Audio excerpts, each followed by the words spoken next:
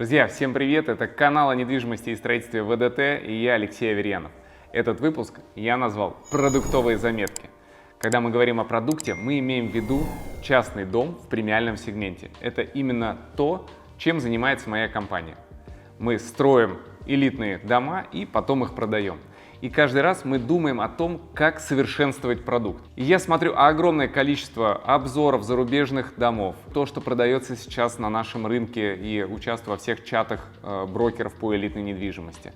Плюс, естественно, мы строим что-то сами и экспериментируем там, и рассматриваем различные варианты, различные решения. И у меня накапливаются заметки, которые я просто себе записываю в телефон, отмечаю и делаю там определенные скриншоты. И сейчас я с вами хочу ими поделиться.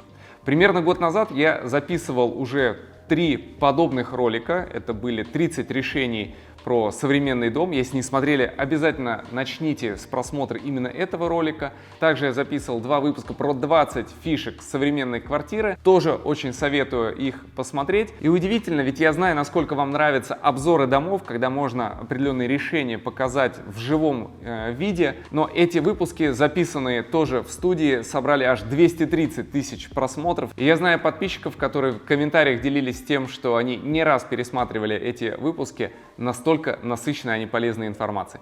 И этот выпуск будет однозначно не хуже. Диапазон применения этих дизайнерских инженерных решений настолько разнообразный, что я все-таки попытался их как-то логически взаимоувязать, но тем не менее иногда буду перескакивать с темы на тему. Некоторые из решений я еще не видел, чтобы применялись у нас в России, и если вдруг вы их возьмете к себе на вооружение и примените там, в своих проектах для своего дома, то, пожалуйста, поделитесь потом со мной, как и что у вас получилось. Я с удовольствием также этим поделюсь со своей аудиторией.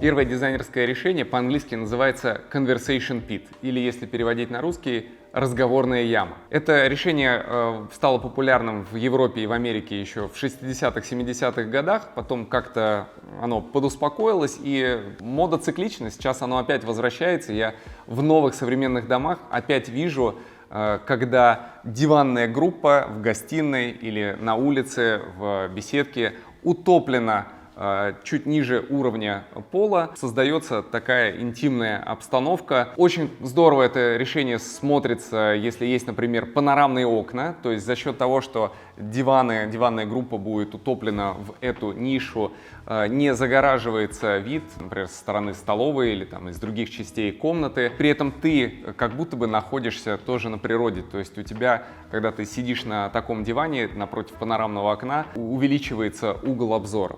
Очень здорово, и мы уже похожий прием применяли в нашем проекте в Шульгино, где мы диванную группу утопили. И в одном из наших девелоперских проектов в Никольской Слободе тоже планируется такое решение. Это будет диванная группа вокруг камина, как раз напротив панорамного окна. Мне очень нравится, когда в интерьере применяются материалы, которые очень похожи на природные. В частности, камень. Есть такой прекрасный материал, как каменный шпон. Мы его тоже применяли в проекте в Шульгино, делали фасады из кухни. И вот недавно я натолкнулся на ролик на YouTube-канале у Дневника дизайнера, где они делали целую стену, похожую на скалу. Это, конечно, отдельный проект, который требует просто супер мастерства для того, чтобы это выглядело натурально. Здесь пришлось затратить на это определенные усилия и время, но мне кажется, результат стоит того. В одном из обзоров домов у Енеса Йылмазера, это один из самых популярных обзорщиков современных домов в мире, кстати, советую на него подписаться, я увидел вариант обработки натурального мрамора, да, при отделке помещений. Ну, можно просто взять слэп, да, и поместить его на стену, но, например, когда мрамора слишком много, все это начинает очень сильно блестеть, так вот, там сделали определенные такие бороздочки, рифления, да, и получилось, что как будто бы эта стена, она состоит из отдельных длинных кусков мрамора. Такой же прием я, кстати, показывал вам в одном из недавних обзоров по дому в Николино. Кстати, какие-то из этих решений или лайфхаков я очень хочу применить у себя в своем будущем доме. Я надеюсь, что этот проект в скором времени состоится. Я вам рассказывал о том, что я приобрел участок и буду проводить там на нем свои эксперименты, строить свой дом мечты. И в частности, одна из идей, которая мне уже давно нравится, это использование обожженного дерева. Эта традиция еще пошла из Японии. Дерево обжигают, потом специальным образом обрабатывают, и оно получает такой благородный антрацитовый, иногда прям черный цвет. И это очень круто смотрится в интерьере. При этом дерево не гниет, защищено от пожаров и различных паразитов. Очень хочу где-то у себя это применить. Где-то в одном из инстаграм-аккаунтов нашел принтеры, которые печатают по стенам. Раньше были популярны фотообои, но мне кажется, эта история уже давно устарела. А вот если речь идет о печати на стенах, то можно, мне кажется, выбрать очень оригинальный какой-нибудь или абстрактный рисунок, или какой-то барельеф. И с учетом того, что в последнее время стало популярным делать стены белыми, и дальше потом можно их как-то украшать, вот вместо картины можно сделать такое панно благодаря этому принтеру. Я думал сначала, что эта история какая-то такая экспериментальная, но на самом деле сейчас уже есть ребята из Питера, которые и поставляют такие принтеры, можно его приобрести или взять в аренду и воспользоваться услугами по печати того изображения, которое вы хотите у себя видеть.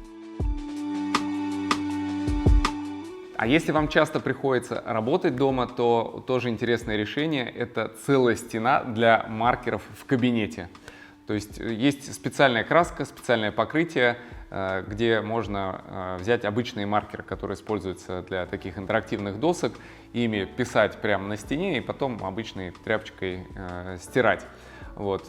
Тоже, если часто у вас проходят какие-то мозговые штурмы, вот, пожалуйста, вся стена в кабинете может быть для этого использована. Но мне кажется, если такую стену сделать в кабинете, то и дети тоже часто будут ею пользоваться. Вы знаете, что магниты на холодильнике — это моветон, но что делать тем людям, у которых уже собрана большая коллекция? Для этого можно сделать отдельную магнитную стену, можно, более того, выделить ее в каком-нибудь хобби-пространстве, например. Можно сделать ее в формате карты мира и дальше размещать уже те коллекции магнитик, которые у вас есть или которые еще будут в будущем появляться. Дальше давайте расскажу, что интересного можно сделать на участке. У меня дети обожают прыгать на батуте. И они ходят там в батутный центр, но и обычный компактный батут на участке тоже их очень сильно привлекает. И у нас какое-то долгое время стоял батут, ну вот обычный, который на ножках, у которого есть защитная сетка. Но я тут недавно подсмотрел решение, когда этот батут устанавливается в специально подготовленную яму. А что, это на самом деле даже более безопасно. В этом случае сетку можно не натягивать. Достаточно будет сделать, чтобы каркас батута был обложен мягким материалом. И все, пожалуйста, разнообразие игры для детей гарантировано. Что касается участков, то у нас принято почти весь участок закатывать в газон. Да, есть там определенные ландшафтные приемы. А в обзорах американских домов я видел, как целые части участков выделяют под белый песок, и его можно использовать и в качестве пляжа, и это очень красиво смотрится совместно с травой, и при этом эксплуатировать его гораздо проще. А еще мне нравится японская история, а именно сад камней, когда определенная часть участка засыпается мелкой галькой, и ты в качестве медитации можешь ходить с грабельками, рисовать красивые узоры, и тоже это эксплуатировать гораздо проще, чем каждый раз стричь траву. Многие жители загородных домов очень любят украшать их на период новогодних праздников. Есть даже целые компании, которые занимаются украшением домов.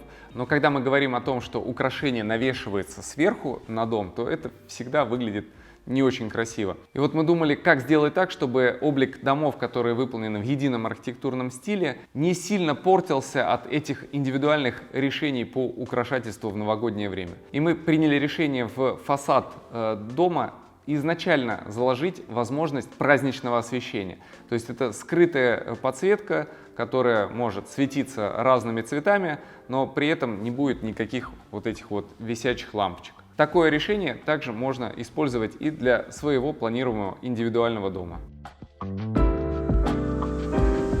В Инстаграме обратил внимание на интересные, складывающиеся как веер ворота. Я думаю, что тоже было бы интересно реализовать проект таких ворот, тем более, что я не вижу здесь ничего невыполнимого, и они вполне подойдут и для нашего климата в том числе. Про мойку для собаки я вам уже в предыдущих роликах рассказывал. Но тут мы недавно завели свою маленькую собачку йоркширского терьера, и каждый раз после прогулки мы его несем в ванну, чтобы помыть. И я для себя однозначно решил, что если у меня будет загородный дом, то я сделаю специальную мойку для собак, для того, чтобы можно было комфортно гулять со своим любимцем, потом пришел, все ему помыл. Здесь же висят все необходимые полотенца, лежат шампуни. И здесь в этом случае надо только определиться, на каком уровне сделать эту мойку, потому что если сделать просто как обычный душевой поддон, то придется постоянно наклоняться. А можно этот поддон чуть повыше поднять и спокойно поставили своего любимца, если он, конечно, не 120 килограммов весит, и на привычном уровне, не нагибаясь, спокойно его помыли. Так или иначе, мы сейчас живем в эру, когда электромобили потихонечку начинают сменять автомобили с двигателем внутреннего сгорания. Это будет происходить достаточно быстро. Я думаю, что мы даже сами этого в скором времени не заметим. Поэтому те дома, которые строятся сейчас, я однозначно уверен в том, что там нужно как минимум заложить возможность зарядки электромобиля. Если у вас даже сейчас нет электромобиля, то об этом нужно позаботиться, как минимум просто прокинуть кабель в нужную точку. Можно его потом аккуратно там заделать и на исполнительной схеме пометить, где находится этот кабель. Плюс сделать правильное подключение в электрическом щитке, чтобы потом, когда этот автомобиль появился, вы спокойно повесили зарядное устройство, уже не меняя отделку, и пользуетесь зарядкой своего электромобиля. У меня, например, электромобиля нет, но даже покупая квартиру с паркингом, в паркинге я уже предусмотрел зарядку для электромобилей. Трековыми светильниками сейчас уже никого не удивишь, но в последнее время стали набирать обороты трековые розетки. Что это такое? Это когда есть определенный трек, в любое место которого ты втыкаешь розеточный модуль и, соответственно, дальше уже подсоединяешь любой прибор. Мы делали обзор на дом в Николино, и там использовалась такая система. Такие треки могут быть длиной до 6 метров, их можно идеально использовать на фартуке на кухне, например, где можно вытащить все эти розеточные модули, и у тебя просто маленькая тоненькая полосочка, которую можно интегрировать там, в керамогранит или другой материал. Будет сохранен минимализм, так как я люблю. Нужно, достал розеточку, вставил ее в любое удобное место, там, где, не знаю, стоит какой-нибудь кухонный комбайн, гриль, чайник или еще что-то, и спокойно этим пользуешься. Также можно в эти модули вставлять подсветку или USB-розетки. А вообще я очень жду, когда по всему миру наконец-то начнется какая-то унификация розеток. Я думал, что их там 3 разновидности, но потом я увидел картинку, где показано, какое же количество разных вилок и розеток существует. Ну и это, конечно, никуда не годится. В эру глобализации нужно как-то приходить уже к какому-то стандарту. И с этой точки зрения мне, например, очень понравился концепт нашего российского дизайнера Николая Лозинского, который даже выиграл премию со своим концептом магнитных розеток, когда розетка выглядит очень современно и вилка тоже просто примагничивается в определенное место. Я думаю, что можно даже дойти до того, чтобы сами розетки были практически не видны, и был бы, например, какой-нибудь крестик, и дальше уже подносишь розетку, она прилепляется. В этом случае тогда не будет этих всех нагромождений розеток, которые тоже портят минимализм интерьера. А для того, чтобы минимизировать количество розеток, я рекомендую использовать встроенные беспроводные зарядки. Я, кстати, себе для пробы одну такую купил, называется Юпитер, и она достаточно мощная и пробивает слой примерно в 2,5 сантиметра. То есть можно его встроить в любую мебель, даже в столешницу на кухне, ее будет не видно. Крестиком пометил место, куда можно будет класть телефон, и вообще никаких проводов не будет. В своей квартире хочу сделать это в тумбочках при кроватях и в столешнице на кухне. И недавно еще тоже рассматривал блок встроенный, который очень хорошо подойдет, например, для кухонного острова, когда нет возможности прикрепить розеточный блок на стену. И мне понравилась как раз многофункциональность такого блока. Во-первых, он выезжает в нужный момент, да, и ты можешь туда вставить 3 обычные розетки, там есть 3 разъема USB, есть USB-C, а в закрытом положении она еще является беспроводной зарядкой. Положил спокойно телефон, и все это в уровень со столешницей. Очень интересное решение для отопления домов, где используются панорамные окна, это так называемые рантовые зоны теплых полов. Что это такое? Ну, во-первых, сейчас пошла мода на дома с панорамным остеклением, и это приводит к тому, что отапливать помещение мы вынуждены конвекторами, которые с такими вот решеточками идут по периметру всех окон. Они достаточно громоздкие для того, чтобы обеспечить нормальный температурный обмен.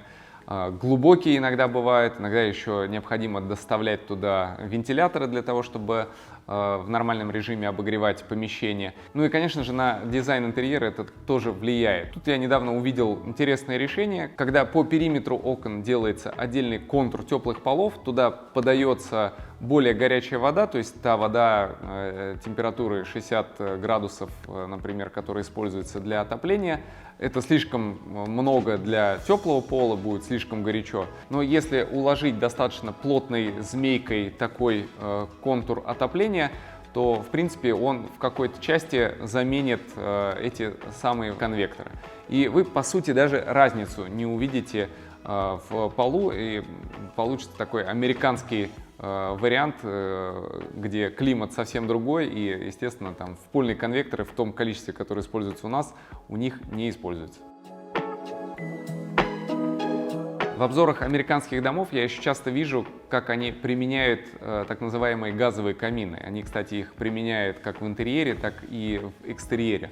И выглядит это очень красиво, особенно на видео, когда вечер, уже сумерки и горит огонь. К сожалению, у нас такие решения использовать сложно, потому что магистральный газ в этом случае практически невозможно будет согласовать. У них спокойно подключается магистральный газ, и дальше просто можно даже завести на систему «Умный дом», включать уровень пламени, контролировать, там горит, не горит и так далее. У нас это можно сделать только с автономным газоснабжением. Это значит, что нужно будет каждый раз менять эти газовые баллоны, что, конечно же, неудобно. А так, решение, конечно, очень крутое, и было бы здорово, чтобы наши власти тоже как-то немножко поменяли политику по подключению газа различных приборов. Одно из самых популярных мест частного загородного дома – это, конечно же, терраса. Но, к сожалению, климат не позволяет нам проводить много времени на ней, то есть мы ограничены там буквально полугодом, когда можно комфортно сидеть. И вот для того, чтобы расширить время, которое мы можем проводить на террасе, я рекомендую задуматься о том, чтобы провести инфракрасные обогреватели в навес над террасой, или можно их закрепить над стеной. Действительно, они создают такой очень комфортный уют и тепло, и можно осенью там, при температуре, не знаю, 5-10 градусов спокойно сидеть, и будет очень тепло. Если сейчас нет возможности установить их, то как минимум просто пробросить провод было бы не лишним.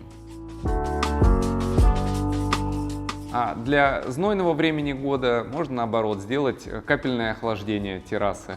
Если тем более в доме предусмотрена адиабатическая система увлажнения, летом она особо не нужна и не сильно работает. Можно одну из или несколько форсунок вывести на террасу и включать их по нахождению людей в этом пространстве. Мы в наших проектах предполагаем, безусловно, места под телевизоры во всех спальных комнатах, в гостиной, на кухне, но при этом делаем скрытый короб, через который можно в будущем пробросить провода. Так это будет просто сплошная стена. Это делается для того, чтобы человек, например, потом не был обязан вешать туда телевизор, не всем это нужно. И, кстати, это можно еще в дальнейшем использовать под, например, краткофокусные проекторы. Сейчас эта тема тоже набирает обороты. К сожалению, пока что яркость картинки в дневное время короткофокусных проекторов, да и вообще любых других проекторов, она оставляет желать лучшего, но в вечернее время отлично можно смотреть, и если, например, стена просто белая или есть скрытый выдвигающийся экран, и будет проектор, который можно будет купить в будущем, и не надо предусматривать никакие проводки для потолочного проектора. В этом случае короткофокусный проектор, конечно, обеспечит большую картинку, но при этом не будет вот это черное пятно от телевизора висеть и давить на интерьер. У слаботочников есть такой термин rainbow спагетти или радужные спагетти. Это термин, который используется для маркировки проводов разными цветами. Дело в том, что если делать полноценную автоматизацию, возникает множество различных проводов, которые идут на освещение, на видеокамеры, на охранную сигнализацию, там, интернет и Wi-Fi и так далее, и так далее. И есть определенная маркировка, то есть можно под каждый тип вот этой проводной сети использовать разный цвет кабеля. И это очень красиво потом разными цветами приходит в серверную или там в щитовую, и никогда потом не ошибешься. Очень здорово, хотим в каком-то из объектов сделать такое rainbow спагетти, и обязательно покажу, как и что из этого получится. Продолжая тему автоматизации, хочу чуть более подробнее рассказать про функцию кнопки «Выключить все». Я про нее, в принципе, уже рассказывал, но, опять же, реализовать ее можно разными способами. Эту кнопку «Выключить все» можно сделать умной. То есть, по сути, она будет запускать сценарий, при котором весь свет погаснет, но если вдруг эта кнопка была нажата по ошибке, то повторное ее нажатие приведет к тому, что тот свет, который был включен, включится заново. В Америке редко делают отдельные хамамы, и эту функцию часто выполняет так называемый паровой душ, steam shower. То есть, по сути, это отдельная душевая кабина, чаще всего за стеклом. Она может быть абсолютно разного размера, от стандартной кабины до достаточно объемной и вместительной. И там нагнетается пар, и можно также как хамам использовать. Поскольку я детство провел в Японии, я там жил 3 года, то мне очень много нравится из японской культуры. В частности, например, для интерьера дома очень здорово смотрится бонсай. Такие карликовые деревья причудливой формы, очень долго живут, ну и всегда очень индивидуальные. Тут в этом плане нужно найти своего хорошего бонсаиста, и у меня такой есть. И я думаю, что мы с ним реализуем какой-то проект совместный и определим место, но это нужно обязательно заложить очень сильно заранее в дизайн-проекте, потому что место будет очень акцентное, и, соответственно, сама форма дерева тоже будет определена под конкретно это место. Но можно пойти и еще дальше, и эти решения тоже очень часто встречаю за рубежом. К сожалению, с нашим климатом это немножко осложнено, но не невозможно. Это некий стеклянный атриум внутри дома, но который находится снаружи. И там можно, например, посадить тоже какое-то интересное дерево. Темы умных унитазов мы тоже периодически касаемся в наших выпусках и в обзорах домов, в частности, например, в призрачном доме и в умной квартире. Но хочу резюмировать 3 самые главные функции такого прибора. Во-первых, это подсветка в ночное время. Для тех, кто ночью часто ходит в туалет, можно не включать никакую подсветку и можно будет легко сориентироваться. Во-вторых, это подогрев сидушки, очень удобная функция. И в-третьих, это открывание крышки по датчику движения. То есть, по сути, вы не касаетесь никаких деталей унитаза, подошли, он сам открылся.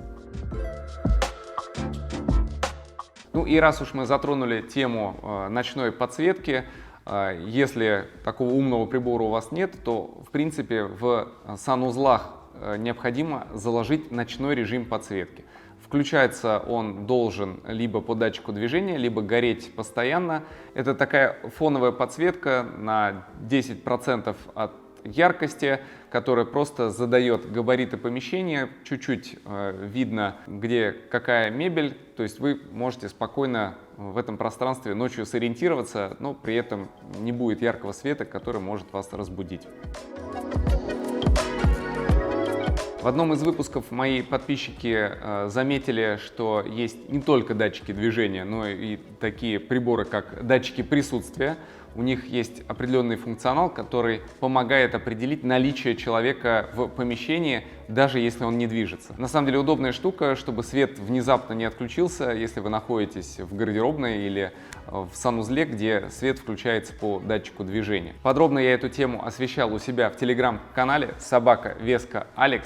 Ссылочка будет в описании, там еще очень много интересных продуктовых заметок. Обязательно подпишитесь. А это решение я подсмотрел в доме в Гурзуфе, в Крыму. Там собственник установил электрический теплый пол непосредственно в душевой. Ты будешь заходить, естественно, в душ с голыми ногами, и тебе будет тепло еще до того, как полилась вода.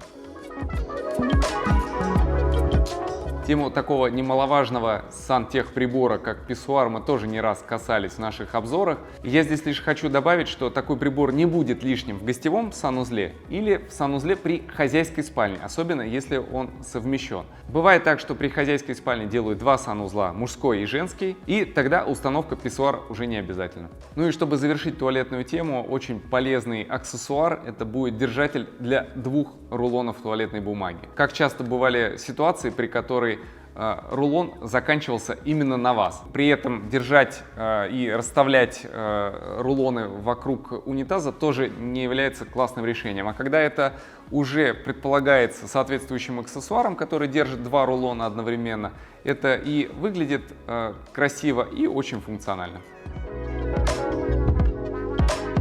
В одном из проектов хочу попробовать интересную раковину. То есть, когда она и столешница являются единой плоскостью. Получается так, что само углубление раковины не видно, потому что она накрыта такой специальной крышкой с прорезями. И эта крышка выполнена из того же материала, что и столешница. В рамках процесса разработки стандартов автоматизации мы пришли к выводу, что полотенцесушители нужно делать электрическими и их заводить тоже на систему «Умный дом». Часто в частных домах полотенцесушители делают водяными, и они еще при этом являются контуром рециркуляции, который позволяет сделать так, чтобы вода из крана теплая лилась моментально, без задержки. И если завязывать контур горячей воды с полотенцесушителем, то летом может быть слишком жарко. А в случае с электрическим полотенцесушителем ему можно включать в тот момент, когда это нужно. Но контур рециркуляции в этом случае все равно будет нужен, и его можно сделать отдельным контуром в стояке. А еще полотенцесушитель можно организовать вообще минималистичным образом, когда просто вешается любой держатель для полотенца, а подогревается сама стена. То есть мы делаем стену как, по сути, теплый пол.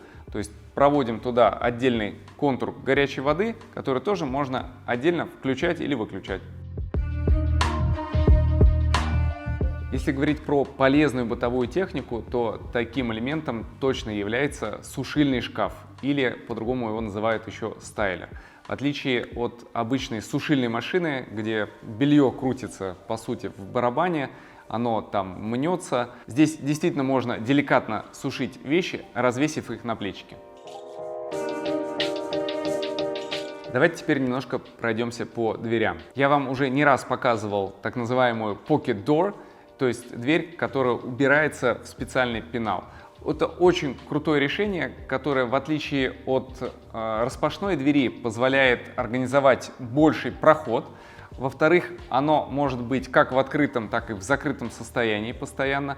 Конечно же, это очень недешево, но с другой стороны, если для дизайна конкретного помещения такое решение уместно и оно улучшит функционал этого помещения, то лучше бы его использовать. Ну и моя любимая Pivot Door, или по-другому шарнирная дверь, тоже очень хотим где-нибудь на объектах ее применить. Во всяком случае, наверное, в каком-то из помещений или, может быть, даже в качестве входной двери в своем будущем доме я ее точно запланирую. Очень смотрится это красиво, и с учетом того, что даже уже российские производители начали делать такие двери, самое время где-то их применить.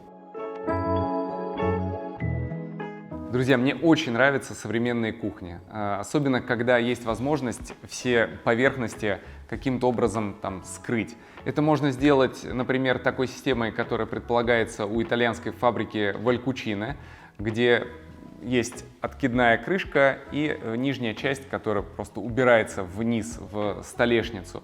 Кстати, ролик с такой кухней в ТикТоке набрал аж 20 миллионов просмотров и обогнал похожий ролик у Миши Шапошникова «Дневник дизайнера». Ну и второй вариант — это убирающиеся дверцы, которые вы могли видеть в обзоре квартиры в острове Фантазий. Этот вариант тоже достаточно практичный, то есть по сути у тебя в процессе готовки всегда могут быть эти фасады открыты, и ты спокойно можешь пользоваться любой техникой и готовить еду, но при этом, например, пришли гости, тебе нужно сохранить минимализм, как я люблю говорить, и ты спокойно это все задвигаешь, у тебя сплошные красивые фасады. Если говорить про кухню, то, что меня больше всего в последнее время заинтересовало, это встроенная индукционная панель прямо в столешницу. Такое решение пока не очень сильно распространено, и я думаю, что здесь не так много специалистов, которые могут это очень круто сделать. Но если это сделать в доме в стиле минимализм, по сути у тебя получается одна сплошная столешница и, может быть, маленькими крестиками обозначены места, куда ставить посуду. Как дополнение к варочной панели очень хочу попробовать японскую теппаньяки. Может быть, вы помните такие рестораны, где повар сразу на большой плите при вас готовит еду и сразу же вам подает в ваши тарелочки. Вот если это все устроить, например, на кухонном острове и сделать барную стойку, то можно очень круто тоже сделать такое застолье с друзьями. Более того, для детей можно что-то готовить. Вообще очень удобная тема, потому что, по сути, не нужна посуда. У тебя одна сплошная поверхность, ты можешь там хоть яичницу приготовить, хоть мясо пожарить. Ну а для кофеманов и при этом фанатов минимализма есть очень крутая встроенная кофемашина, то есть, по сути, когда из столешницы выходит всего лишь один краник, и есть планшет, где ты можешь выбирать любой напиток. Все действо по приготовлению кофе скрыто от глаз. А еще в обзорах американских домов очень часто вижу отдельные печки для приготовления пиццы. Ну, они вообще фанаты пиццы, да, у нас это не настолько распространено. Но, тем не менее, может быть, тоже где-то это можно было бы предусмотреть. Причем такие печки бывают, как обычные, дровяные, ну и тогда это целое прям сооружение. Вот. А есть очень компактные электрические печки, которые очень похожи на обычные, но при этом очень легко и функционально работают.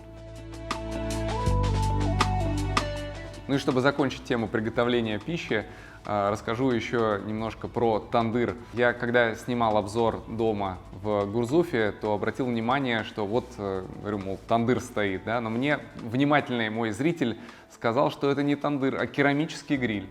Оказалось, что есть большая разница между двумя очень похожими по форме приспособлениями для приготовления пищи. По сути, тандыр — это печка, которая примерно час-полтора разогревается, и она запекает еду за счет именно температуры своих стенок. Если стенки остыли, то надо заново примерно час-полтора опять его разогревать. А вот керамический гриль, он работает на углях, и разжигается буквально за 10-15 минут, и дальше можно туда угли добавлять. Соответственно, он готовит пищу не за счет температуры стенок, а за счет жара, который внутри в сосуде образуется. Ну и расскажу еще про 3 интересных решения для кухни. Первое — это встроенный в плинтус кухни пылесос. То есть это стационарный пылесос, он небольшой, но зато вот ты когда готовишь, у тебя все это слетело, и чтобы не нести вот это вот, не мучиться с совком, куда-то высыпать, ты просто все это сгоняешь к пылесосу, включаешь, и он это все засасывает. Вторая интересная идея — это хранение стремянки непосредственно на кухне. Это специальный встроенный выдвижной ящик, который тоже из нижней части кухни выезжает. Очень функционально для низкорослых хозяек, которые могут в любой момент этой стремянкой воспользоваться и достать до высоких ящиков. Ну и третий интересный момент — это сенсорный проектор, который можно использовать не только на кухне, но на кухне он будет очень функционален в случае, если вы любите готовить. Поставил на столешницу этот проектор, запустил, там, не знаю, сайт с рецептом или видео на YouTube, и прямо здесь на столешнице видишь, не боясь, что заляпаешь экран. При этом можно еще и сенсорным образом управлять этим виртуальным экраном. Но такие технологичные кухни, конечно же, стоят очень дорого, поэтому если есть определенные ограничения в бюджете, то саму кухню по фасадам можно минимизировать, но сделать отдельные места хранения в виде подсобного помещения, так называемой комнаты пентри. И одно из классных решений, которое я подсмотрел в обзоре у Майи Луткова, канал «Я дома», это сделать доступ в это помещение через скрытую дверь, которая маскируется под фасад кухни. Друзья, мы с вами говорили о walk-in shower или walk-in wardrobe. То есть это термин, который используется для душевой и гардеробной комнаты. Но я тут недавно видел еще и walk-in fridge. То есть, по сути, это отдельная холодильная камера, в которую можно физически зайти и спокойно в себе взять все то, что нужно. Очень классное решение для большого дома, большой семьи, когда нужно хранить большое количество провианта. Здесь отдельными холодильниками уже не обойдешься. Каждый раз восхищаюсь, как в зарубежных домах применяются оконные системы, которые буквально складываются в гармошку, и когда интерьер выходит на улицу. Это реально очень современно, очень круто. К сожалению, не очень хорошо подходит для нашего климата. Тем не менее, я думаю, что каким-то образом это можно попробовать реализовать. И, наверное, как-нибудь тоже это попробуем сделать. Продолжая тему окон, очень понравилось решение, когда вместо фартука на кухне сделано окно, прям целиком на ширину всей кухни. Окно на кухне точно должно быть, а здесь, когда оно прям вот целиком над столешницей, очень здорово, особенно если с задней стороны есть на что посмотреть. В Америке, кстати, очень часто используются такие раздвижные вертикальные окна. У нас почему-то они не прижились. Но вот где можно было бы такое окно точно использовать, это в зоне, где, например, кухня граничит с барбекю. То есть можно сделать так, чтобы столешница со стороны кухни, по сути, являлась и подоконником, и еще и столешница со стороны барбекю. Открыл окно и спокойно можешь передавать туда-сюда продукты. Очень удобно в зимнее время, когда, например, кто-то отчаянный в минус 30 пошел готовить шашлыки, а потом спокойно это все подал на кухню, и это успели сервировать, пока оно еще не остыло. В последнее время стали популярны проекты в стиле барнхаусы и современные интерпретации шале. Чем они интересны? Тем, что у них большая площадь остекления, часто вообще всю заднюю часть фасада делают стеклянной. Но в этом случае из-за скошенной кровли появляются такие треугольные элементы остекления, и здесь возникает вопрос, как их правильно закрывать. При проектировании таких домов, в частности для планирующегося коттеджного поселка, мы не нашли идеального филигранного решения. Конечно, можно всегда закрыть это место шторами или придумать какие-то особенные жалюзи, но вот прям идеального решения нет. Мне очень понравилась тема в одном из обзоров домов про барнхаус, и там речь шла о специальной ширме, которой можно закрыть угловые секции, но до которых можно дотянуться. Но что делать с угловыми секциями, которые находятся достаточно высоко, пока под вопросом. Если у вас есть эти решения, или вы сталкивались с такой проблемой и удачно ее решили, напишите, пожалуйста, в комментариях. Все, что связано с подведением воды или канализацией, явно нужно предусматривать заранее. В этом плане, например, обычный женский туалетный столик может тоже очень интересно функционально расшириться, если в него добавить небольшую раковину. Я думаю, что девушки со мной согласятся, потому что всегда есть необходимость сполоснуть руки, кисточку для макияжа, смочить ватный диск. Но все это можно легко реализовать, если будет заранее подведена вода и канализация. К нам часто попадают в продажу дома, где есть балконы, например, в хозяйской спальне. В нашем климате, конечно, многие говорят, что это особо не нужно, но при этом при продаже, особенно летом, можно очень красиво продемонстрировать, как ты выходишь на балкон с чашечкой утреннего кофе. Но при этом я ни разу не видел, чтобы была предусмотрена кофемашина в спальной комнате. То есть ты, по сути, должен проснуться, спуститься на первый этаж, на кухню, приготовить кофе, по лестнице его поднять, выйти на этот балкон, и все, уже весь кайф от этого разрушится. А вдруг, если сахар забыл или еще что-то. Вот. Поэтому обязательно нужно в спальне, особенно если есть балкон, хотя это не обязательное условие, сделать так, чтобы можно было приготовить кофе, ну или чай. Ну а для любителей выпить что-нибудь покрепче или вместо кофе просекко с утра нужен обязательно так называемый wet bar. То есть это такой бар, где есть возможность размещения раковины, чтобы как минимум сполоснуть стаканы и кружки. Тоже очень полезная штука, но нужно обязательно предусмотреть воду и канализацию. Друзья, это, пожалуй, все, что мне удалось собрать из заметок за год.